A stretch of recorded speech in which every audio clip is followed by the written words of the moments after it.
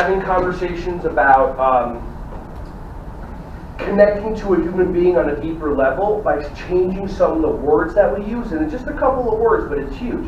If I say to you, I totally understand where you're coming from, however, what's the next thing coming out of my mouth? Something you're going to like and something you're not going to like.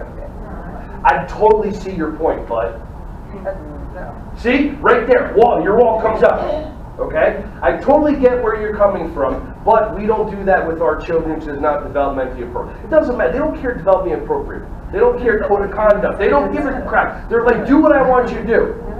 I understand where I understand where you're coming from, but this isn't the way. I understand where you're coming from, however, or I understand where you're coming from, and our policies dictate that we have to do it this way.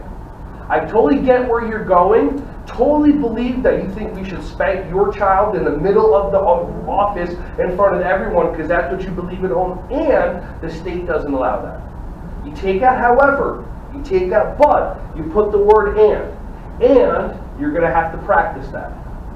Hey everyone, thank you so much for watching my videos. Ron Schwally here. Just wanted to say I appreciate you.